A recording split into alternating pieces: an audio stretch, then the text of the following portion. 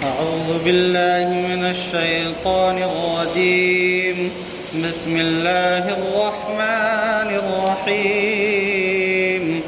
إن الأبرار لفي نعيم على الأرائك ينظرون تعرف في وجوههم نضرة النعيم يسقون من رحيق مختوم ختامه مسك وفي ذلك فليتنافس المتنافسون ومزاجه من تسنيم عينا يشرب بها المقربون إن الذين أجرموا كانوا من الذين آمنوا يضحكون وإذا مروا بهم يتغامزون وإذا انقلبوا إلى أهلهم انقلبوا فكهين وإذا رأوهم قالوا إن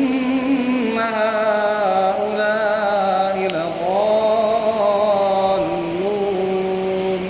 وما أرسلوا عليهم حافظين فاليوم الذين آمنوا من الكفار يضحكون على الأرائك ينظرون هل ثوب الكفار ما كانوا يفعلون.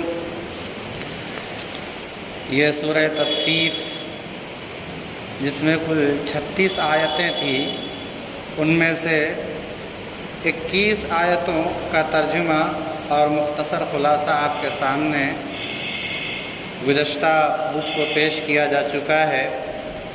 اب کل 15 آیتیں رہ گئی ہیں، ان کا ترجمہ اور ان کا خلاصہ آپ کے سامنے پیش کیا جائے گا. اوپر کے مضمون کو مختصراً میں بیان کر دے رہا ہوں تاکہ آگے جو بیان کیا جائے اس سے مناسبت آپ کو باقی رہے، کیونکہ اللہ رب العزت کے قرآن کریم کے اندر جتنی بھی صورتیں ہیں، جتنی بھی آیتیں ہیں، ہر صورت کا ایک دوسرے صورت سے، ہر آیت کا ایک دوسرے آیت سے کوئی نہ کوئی جوڑ ہوتا ہے. ہم بھی جب آپس میں باتیں کرتے ہیں تو ہر بعد والی بات جو ہوتی ہے پہلی والی بات سے مربوط ہوتی ہے، جڑی ہوئی ہوتی ہے. تو جو ہمارا خالق ہے، مالک ہے، اس کے کلام میں بے ربطی کیسے ہو سکتی ہے، لا تعلقی کیسے ہو سکتی ہے؟ اس کے کلام میں بھی جوڑ ہے. بہر کے اوپر اللہ رب العزت نے فرمایا کہ جو لوگ اپنے حقوق کو ادا کرنے میں کوتاہی کرتے ہیں، اور اس زمانے میں جس وقت میں نے بتایا تھا کہ حضرت عبداللہ ابن عباس رضی اللہ تعالی عنہما نے فرمایا کہ آپ صلی اللہ علیہ وسلم کے مدینہ تشریف لانے کے بعد یہ مکمل نازل ہونے والی صورتوں میں سب سے پہلی صورت ہے، کیونکہ اہل مدینہ جو معاملات کرتے تھے، وہ لین دین کا جو معاملہ ایک دوسرے سے کرتے تھے وہ ناپ تول کے ذریعے سے کرتے تھے، اور اس میں وہ چوری کرتے تھے، کمی کرتے تھے. اس پر ان کو تنبیہ کی گئی اور یہ صورت نازل کی گئی اور کہا گیا ویل للمطففین، کہ ناپ تول میں کمی کرنے والوں کے لیے ہلاکت ہے یا جہنم کی وادی ہے. اور فرمایا کہ تمہارا طریقہ یہ ہے کہ جب کسی سے لیتے ہو تو مکمل لیتے ہو ناپ کر کے تول کر کے، اور جب دیتے ہو تو کم ناپ کر کے تول کر کے دیتے ہو.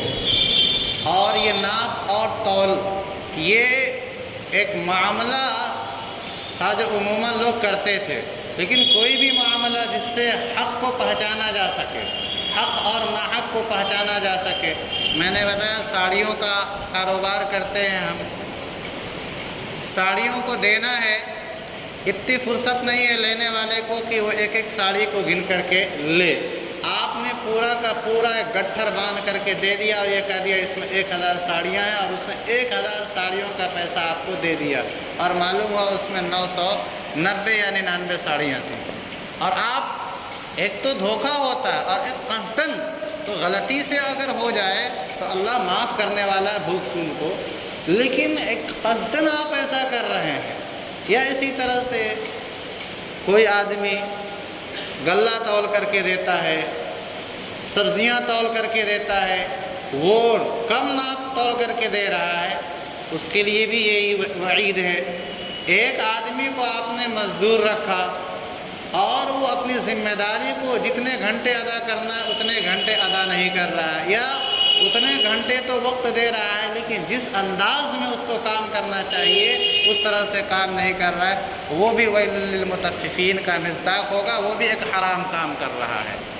اور اللہ رب العزت نے فرمایا کہ ایسے شخص کے لیے جہنم ہے۔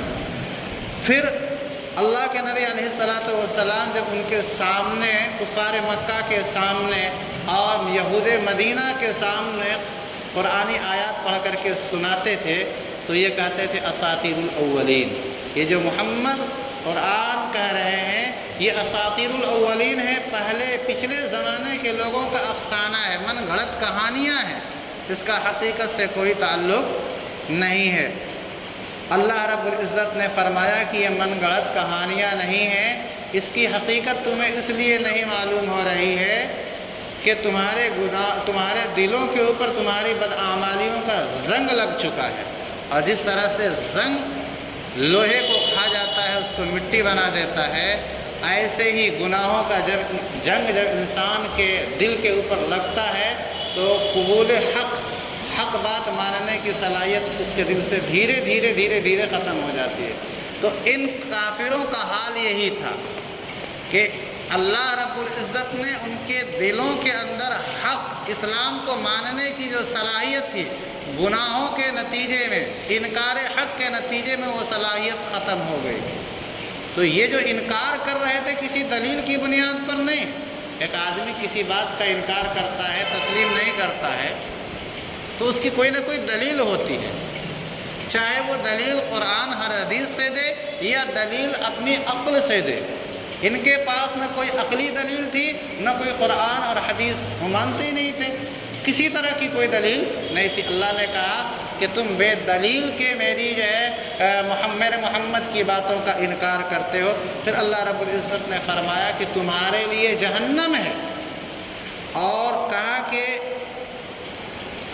انہم لصال الجحیم، ایک تو سزا یہ بیان کی کہ یہ پروردگار کی زیارت سے محروم ہوں گے، انہم عن ربہم یومئذ لمحجوبون، پروردگار سے ملاقات ہر ایک کی خواہش ہوتی ہے۔ کافر، میں نے بتایا تھا کافر بھی جو عبادت کرتا ہے اس کا مقصد کیا ہوتا ہے؟ اپنے پروردگار کو، جس کو وہ پروردگار سمجھ رہا ہے، اس سے ملاقات ہو جائے اس کی، لیکن وہ غلط طریقے سے اس کی عبادت کرتا ہے، ایمان نہ ہونے کی وجہ سے وہ منزل کو نہیں پا پاتا ہے۔ اور ایک مسلمان کا ایمان ہوتا ہے، صحیح طریقے سے عبادت کرتا ہے، اس لیے مومن بندہ اللہ کی زیارت سے محروم نہیں ہوگا، بلکہ یہ کافر پروردگار کی زیارت سے محروم ہو جائیں گے۔ اور محروم کسی کو کرنا، اس کا مطلب یہ ہے کہ وہ اس کا شوق رکھتا تھا۔ اگر میں کسی چیز کا شوق نہیں رکھتا ہوں، ایک آدمی دہی کا شربت نہیں پیتا، وہ اس کا شوق ہی نہیں ہے، آپ اسے کہہ رہے ہو کہ ہم تمہیں دہی کا شربت نہیں دیں گے، تو اسے آپ محروم نہیں کر رہے ہو۔ اگر وہ اس کا خواہش مند تھا، آپ اسے کہہ رہے ہو کہ میں لسی نہیں دوں گا، تو اسے محروم کرنا ہوا۔ اس کا مطلب یہ ہے کہ یہ کافر بھی اللہ کی زیارت کے مشتاق ہوں گے، خواہش مند ہوں گے، تبھی تو قرآن کریم نے سزا کے طور پر کہا کہ ان کو اللہ تعالیٰ کا دیدار نہیں کرایا جائے گا جبکہ یہ چاہیں گے۔ اس کا مطلب یہ ہوا کہ مسلمانوں کو ان کا دیدار، اللہ تعالیٰ کا دیدار کرایا جائے گا۔ اور دوسری سزا یہ ان کی کہ انہم لصال الجحیم، یہ لوگ جہنم میں بھی جائیں گے۔ اور یہ مسلمانوں کے بارے میں کہتے تھے کہ یہ مسلمان جو کہتے ہیں جنت میں جائیں گے، ان کو جنت ملے گی، ایسا نہیں ہے۔ اللہ رب العزت نے فرمایا کہ نہیں، یہ لوگ جنت میں جائیں گے، ان کا نامہ اعمال جو ہے علیین کے اندر ہے۔ دو لفظ آیا تھا، ایک سجین اور ایک علیین۔ میں نے بتایا تھا سجین جو ہے یہ 7ویں زمین کے نیچے جو جہنم کا حصہ ہے، وہاں کافروں کا نامہ اعمال وہی رکھا جائے گا اور ان کی روحیں بھی وہی رکھی جاتی ہیں۔ اور علیین جو ہے یہ 7ویں آسمان کے اوپر عرش الہی کے نیچے ایک جگہ ہے جہاں تمام مسلمانوں کی روحیں جمع ہیں اور ان کے نام اعمال بھی وہیں محفوظ ہیں۔ فرمایا کہ تمہاری روحیں تو اے کافروں سجین کے اندر ہے، جہنم کے اندر ہے، اور جہنم زیر زمین، زمین کے نیچے ہے۔ اسی لیے حضرت معاذ بن جبل رضی اللہ تعالیٰ عنہ کی روایت ہے کہ رسول اللہ صلی اللہ علیہ وسلم سے فرمایا گیا کہ وجیء یومئذ بجہنم، کہ جہنم کو لایا جائے گا۔ تو جہنم کو لائے جانے کا کیا مطلب ہے؟ اللہ کے نبی علیہ الصلوۃ والسلام نے فرمایا کہ یہ جہنم جو ہے یہ زیر زمین ہے، اور اسی وجہ سے جب جہنم جو آگ دہکے گی تو اس کی لپٹ اور اس کا اثر دریاؤں اور سمندروں میں ہوگا، اور یہ جہنم کھل کر کے دریاؤں اور سمندروں کی شکل میں آ جائے گی، یہ آگ اوپر آ جائے گی۔ تو فرمایا کہ علیین کے اندر مسلمانوں کی روحیں ہوں گی، اور اس کی حفاظت نگرانی یشہدہ المقربون، مقرب فرشتے کر رہے ہوں گے، اس میں کسی طرح کی کوئی تبدیلی کرنا چاہے کوئی تو تبدیلی نہیں کر سکتا۔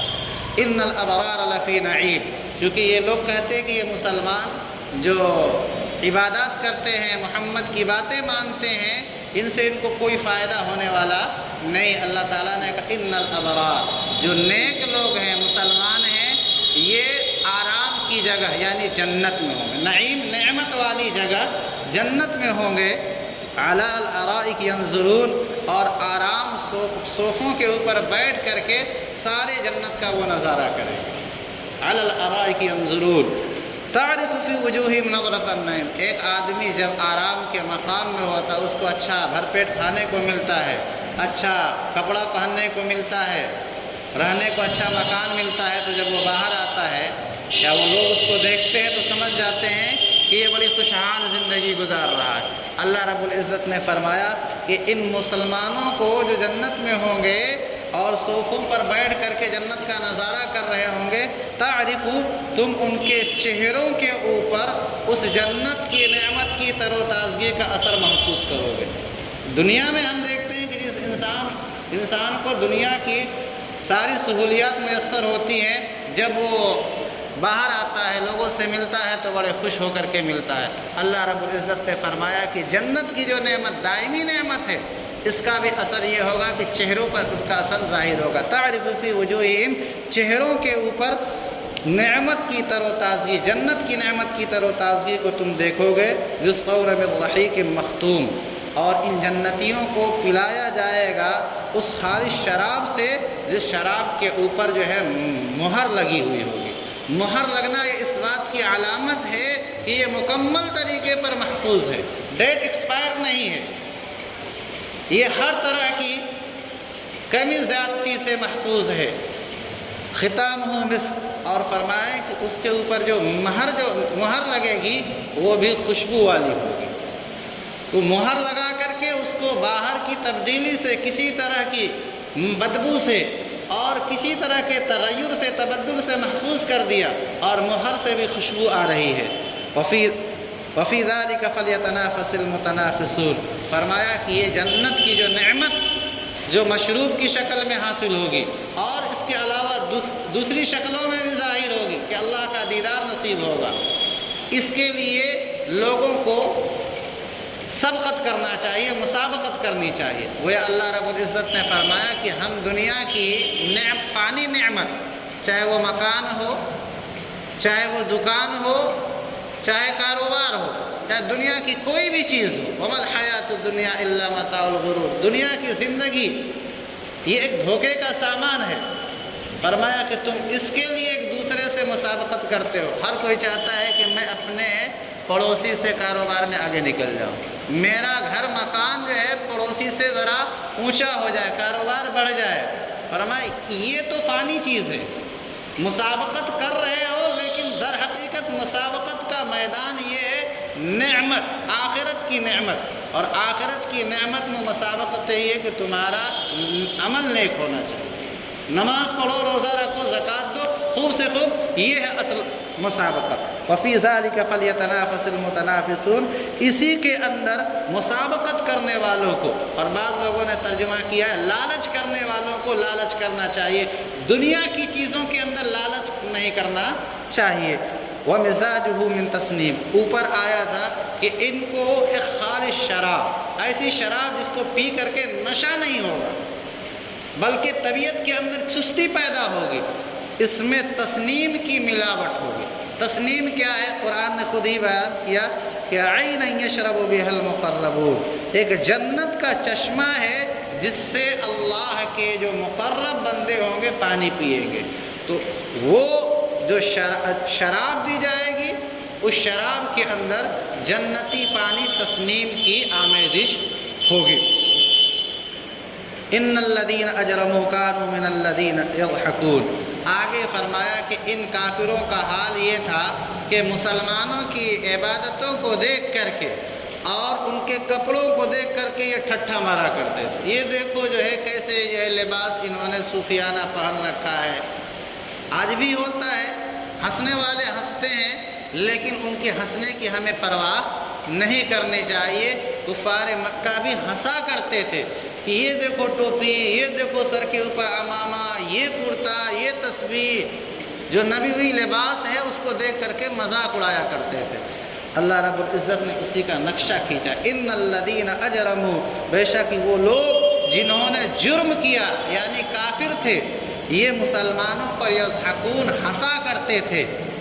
وَإِذَا مَرُّوا بِهِمْ يَتَغَامَزُونَ، اور جب مسلمان ان کے پاس سے گزرتے تھے تو وہ مجلس لگا کے بیٹھتے تھے اور وہ آنکھوں سے ایک دوسرے کو اشارہ کرتے تھے کہ دیکھو یہ جا رہا ہے بلال، دیکھو اس کے پاس، اس کے بدن پہ کیسا کپڑا ہے، یہ دیکھو عمار، یہ صہیب، یہ ابو بکر، یہ عمر، یہ عثمان، یہ گویا کہ صحابہ کرام رضوان اللہ علیہم اجمعین کا نام لے لے کر کے ایک دوسروں کو کنکھیوں سے اشارہ کرتے تھے، مذاق اڑایا کرتے تھے۔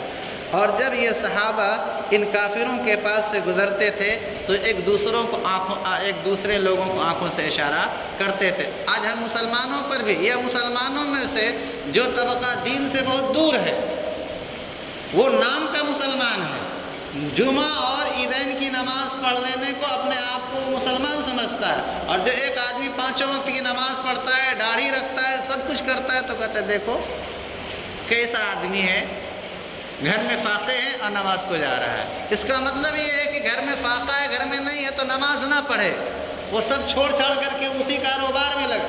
آج بھی لوگ مذاق، مسلمانوں میں سے جو بے دین طبقہ ہے وہ اس طرح کی حرکتیں کرتا ہے۔ وَإِذَا انْقَلَبُوا إِلَىٰ أَهْلِهِمْ، اور فرمایا کہ اس پر ان کا دل نہیں بھرتا، مزید جب جو ہے دن بھر مسلمانوں کی غیبت کرتے رہتے ہیں اور جب جاتے ہیں اپنے اپنے گھر، شام ہو جاتی ہے تو راستے میں اور جو ہے تبصرے کرتے ہوئے جاتے ہیں۔ دیکھو کتنے بے وقوف لوگ ہیں، محمد کے چکر میں آ کر کے اپنے گھر کی زندگی کو تباہ و برباد کر لیے۔ آج بھی ایک آدمی دین سے جڑتا ہے، جماعت سے جڑتا ہے، مدرسے میں پڑھتا ہے، پڑھاتا ہے، تو لوگ کہتے ہیں کیا ضرورت ہے اتنا پڑھنے پڑھانے یہ سب کرنے کی، ارے لگو نا اپنی دنیا کمانے میں، جو ہے کیا کھانے کو اسی سے مل جائے گا، نماز پڑھنے سے کھانا مل جائے گا، حج کرنے سے کھانا مل جائے گا، تلاوت کرنے سے کھانا مل جائے گا، اس طرح کی باتیں وہ بھی کیا کرتے تھے۔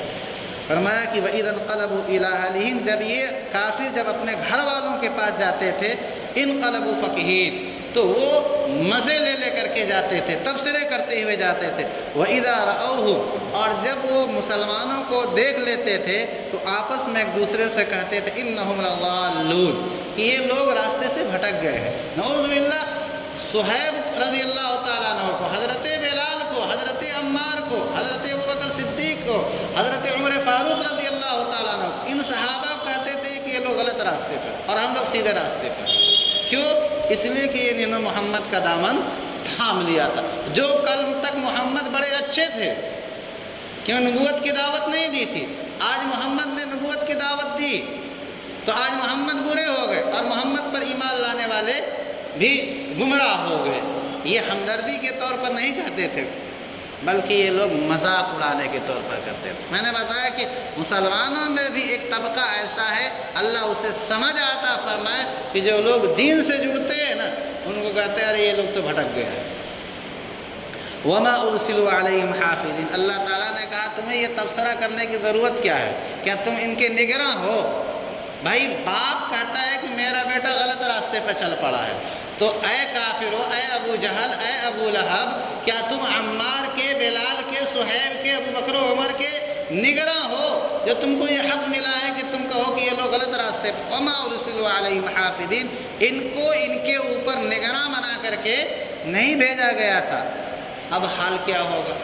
اب حال یہ ہوگا کہ جنتی جنت میں جائیں گے صہیب، عمار، بلال یہ جنت میں جائیں گے، اور ابو لہب، ابو جہل یہ کافر جہنم میں جائیں گے، تو یہ جنت میں سے اللہ رب العزت ایک دریچہ کھولے گا، اور یہ لوگ اسی دریچے سے جہنمیوں کو دیکھیں گے اور کہیں گے کہ دیکھو جو ہے آج جو ہے ان کو ان کے عمل کا بدلہ مل گیا ہے، اور جس طرح سے وہ دنیا میں ان پر ہنسا کرتے تھے، آج یہ مسلمان ان پر آخرت میں ہنسیں گے۔ فَالْيَوْمَ الَّذِينَ آمَنُوا مِنَ الْكُفَّارِ، آج مسلمان کافروں پر ہنسیں گے، کیونکہ اب جنت مل گئی نا ان کو، دنیا میں یہ ہنسا کرتے تھے، آخرت میں یہ ہنسیں گے۔ عَلَى الْأَرَائِكِ يَنظُرُونَ، اور جنت کے اندر صوفوں پہ وہ ٹیک لگا کر کے ان کا نظارہ کریں گے۔ میں نے بتایا کہ روایت میں آتا ہے کہ اللہ تعالیٰ دریچے کھول دیں گے جس سے وہ جہنمیوں کو دیکھیں گے اور پہچانیں گے بھی۔ الْسُبِّبَ الْكُفَّارُ مَا كَانُوا يَفْعَلُونَ، وہ کہیں گے کہ آج کافروں کو ان کے بدعملی کا بدلہ مل گیا، دنیا میں تو بچا جاتے تھے لیکن آج بچ نہیں پائے۔ اللہ رب العزت ہمیں بھی جو ہے ہم سبوں کو نیک عمل کرنے کی توفیق مرحمت فرمائے۔ یہ جو کچھ ہم لوگ پڑھا رہے ہیں اللہ تعالیٰ اس کو قبول فرما لے۔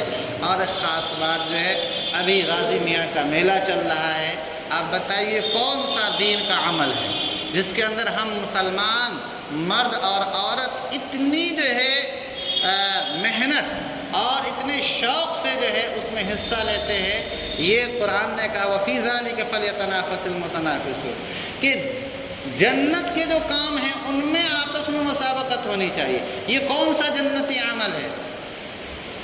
عورتیں جا رہی ہیں، بے پردگی ہو رہی ہے، نظر سے نظر مل رہی ہے، اور بدکاری کو فروغ ہو رہا ہے۔ اللہ کے نبی علیہ الصلوۃ والسلام نے فرمایا من رأى منکم منکرا فلیغیرہ بیدہ، اگر تم اپنے معاشرے کے اندر، سماج کے اندر کوئی برا عمل ہوتا ہوا دیکھو تو اپنے ہاتھ سے اس کو روک دو، اگر تمہارے پاس اتنی طاقت ہے۔ اور ظاہر سی بات ہے ہر ایک کے پاس اتنی طاقت نہیں ہوتی کہ وہ ہاتھ سے کسی عمل کو روک دے، تو اللہ کے نبی نے فرمایا کہ اور تم کو دوسرا راستہ بتاتا ہوں، اور وہ دوسرا راستہ یہ ہے کہ وَمَن لَّمْ يَسْتَطِعْ فَبِلِسَانِهِ، تو کم از کم زبان سے کہے کہ ارے بھائی یہ برا ہے، اس طرح سے جو ہے بے پردگی ہو رہی ہے، عورتیں ہماری جا رہی ہیں، غیروں کی، اپنوں کی، سب کی جو ہے نگاہیں غلط طریقے سے ان کے اوپر پڑ رہی ہیں۔ اور اللہ کے نبی علیہ الصلوۃ والسلام نے فرمایا کہ اگر تم زبان سے بھی نہیں کہہ سکتے، اس کا بھی ڈر ہے کہ زبان سے کہوں گا تو لوگ مارنے لگیں گے، پیٹنے لگیں گے، تو کہا کہ کم سے کم دل سے برا سمجھو، وَذَلِكَ أَضْعَفُ الْإِيمَانِ، اور یہ ایمان کا سب سے کم تر درجہ ہے۔ اس لیے ہم یہی کہیں گے کہ ایسی جگہوں سے ہم خود کو بھی روکیں اور اپنے جو ہے بھائیوں کو، اپنی بہنوں کو بھی ایسی جگہوں میں شرکت کرنے سے روکے۔ آج ارتداد کا فتنہ، یعنی کافروں سے نکاح ہماری بچیاں جو کر رہی ہیں اور کھلے عام جا رہی ہیں، یہ کوئی چھپا اور ڈھکا نہیں، ہم سب دیکھ رہے ہیں، اور اس میں ہم کسی اور کو نہیں کہ وہ ہماری بچیوں کے لیے محنت، تو ہم اپنی بچیوں کو بچانے کے لیے کتنی محنت کر رہے ہیں۔ اگر وہ ہماری بچیوں کو لے جانے کی فکر کر رہے ہیں تو ہم اپنی بچیوں کو اپنے گھر میں محفوظ کرنے کی کتنی فکر کر رہے ہیں۔ ہم نے تو یہ سوچا کہ ہم اپنی بچی کو ہائی ایجوکیشن، بڑی تعلیم دلانے کے نام پر اسکول میں داخلہ کرا دیے، بچی جا رہی ہے اپنی سہیلیوں کے ساتھ اسکوٹی پہ بیٹھ کر کے یا رکشے پہ بیٹھ کے یا پیدل گئی، کہاں گئی، پارک میں گئی یا اسکول میں گئی، تو کیسے اس کی جو ہے 6 گھنٹے 7 گھنٹے گزرے اور پھر اسکول وقت ختم ہوا، لڑکی اب تک نہیں آئی، ہمیں اپنے کاروبار سے فرصت نہیں ہے۔ اگر ہم اپنی بچی کے اوپر شروع سے نکیل کیسے ہوتے تو آج ہماری بچیاں اتنی بے راہ رو نہ ہوتی، اور غیروں کو یہ کہنے کا موقع نہیں ہوتا کہ مسلم جو ہے بچیاں چند پیسوں پر بک جایا کرتی ہیں۔ اللہ رب العزت ان سبوں کی بچیوں کی حفاظت فرمائے، دعا فرما لے۔ الحمدللہ رب العالمین والصلاة والسلام علی سید الانبیاء والمرسلین۔ ربنا ظلمنا انفسنا وان لم تغفر لنا وترحمنا لنكونن من الخاسرين۔ ربنا اغفر لي ولوالدي وللمؤمنين يوم يقوم الحساب۔ ربنا آتنا في الدنيا حسنة وفي الآخرة حسنة وقنا عذاب النار۔ اللهم إنا نسألك من خير ما سألك منه نبيك محمد صلى الله عليه وسلم ونعوذ بك من شر ما استعاذ منه نبيك محمد صلى الله عليه وسلم۔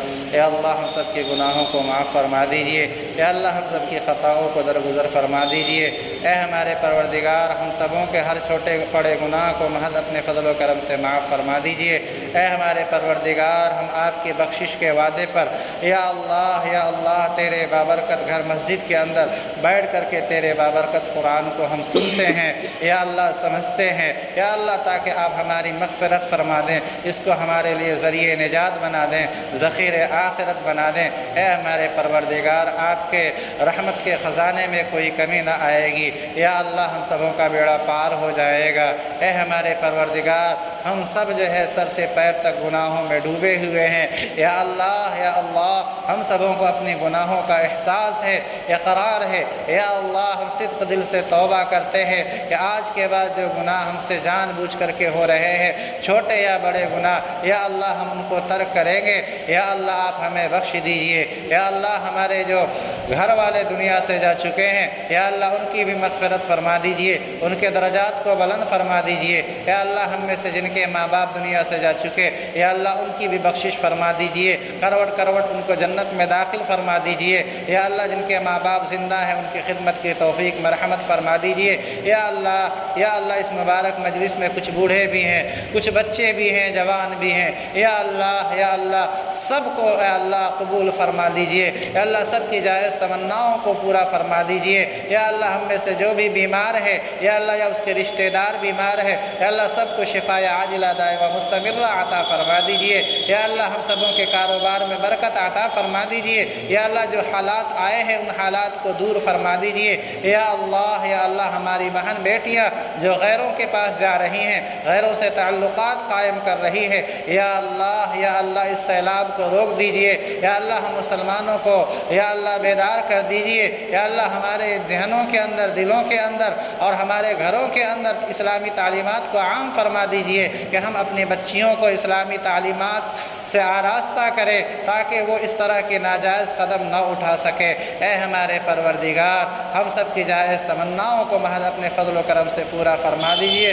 صلی اللہ تعالی علی خیر خلقہ محمد و آلہ و صحبہ اجمعین برحمتک یا ارحم الراحمین۔